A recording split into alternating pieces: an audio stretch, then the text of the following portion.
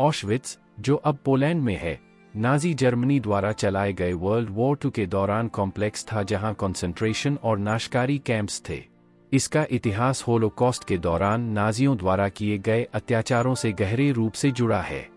1940 में पोलैंड में राजनीतिक कैदियों के लिए कंसंट्रेशन कैंप के रूप में स्थापित हुआ ऑशविट्ज ने समय के साथ 3 प्रमुख कैंप्स को शामिल किया: ऑशविट्ज, ऑशविट्ज-बिर्केनौ नाशकारी कैंप और ऑशविट्ज-मोनोविट्ज श्रम कैंप। ऑशविट्ज प्रशासनिक केंद्र के रूप में कार्य करता था। नाजी लोगों का लक्ष्य था कि वे राज्य के अनुष्ठान को मिटा दें, विशेषकर यहूदियों को निशाना बनाते हुए, लेकिन उन्होंने अन्य समूहों जैसे रोमानी लोग, पोल्स, सोवियत युद्धबंदी और सामाजिक या राजनीतिक दृष्टि से अनचाहे व्यक्तियों को भी निशाना बनाया। ऑशविट्ज के कैदियों ने भयानक परिस्थितियों का सामना किया, जिसमें भरपूर बैरेक, मजबूरी में श्रम, अनुपयुक्त आहार और क्रूर सजाएं रोजमर्रा की जिंदगी का हिस्सा था। डॉक्टर जोसेफ मेंगेले जैसे व्यक्तियों ने कैदियों को अमानवीय परीक्षणों से गुजारा कराया। ऑशविट्ज-बिर्केनौ मुख्य रूप से एक बड़े कैंप्स के रूप में बना, जहां सामूहिक नाशकारी का मुख्य स्थान था। नाजी ने गैस चैम्बर्स और क्रीमेटोरिया का उपयोग करके व्यावसायिक नरसंहार को कारगर बना लिया। पीड़ितों को अलग कर गैस चैम्बर्स में भेजा गया।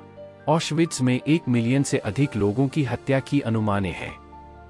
बड़ी चुनौतियों के बावजूद कुछ कैदियों ने प्रतिरोध के कार्यों में हिस्सा लिया। यह छोटे आदर्शों से लेकर योजित विद्रोहों तक फैला हुआ था।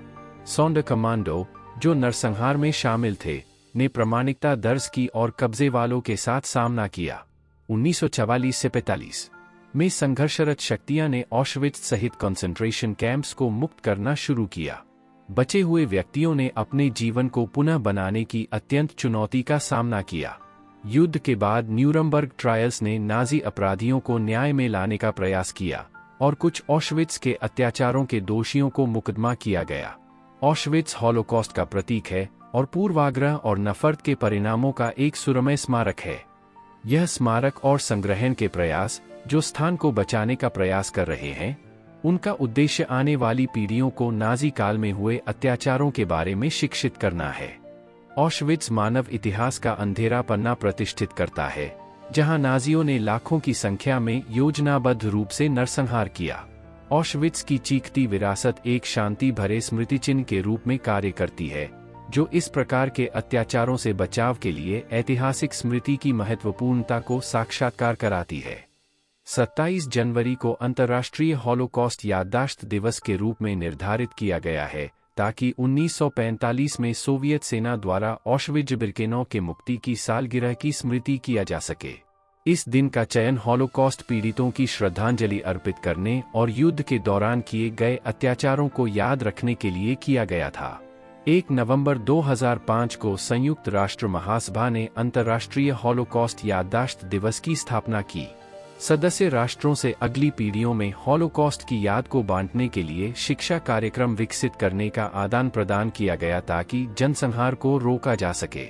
इस याददाश्त दिवस के रूप में 27 जनवरी का चयन महत्वपूर्ण है, क्योंकि इस दिन ऑशविट्ज-बिर्केनौ की मुक्ति का स्मरण होता है, जहां अनगिनत निर्दोष जीवनों की हत्या हुई थी। इस दिन का अंतर्राष्ट्रीय ध्यानार्थ वैश्विक समुदाय का उद्देश्य है कि हॉलोकॉस्ट की याद बनी रहे और इतिहास के इस अंधेरे काल से सीखें कभी भूले नहीं जाएं। देखने के लिए धन्यवाद। कृपया वीडियो को लाइक करें और हमारे चैनल को सब्सक्राइब करें और बेल आइकन दबाएं। अपने विचार साझा करें कमेंट सेक्शन में। आपका सपोर्ट बहुत महत्वपूर्ण है।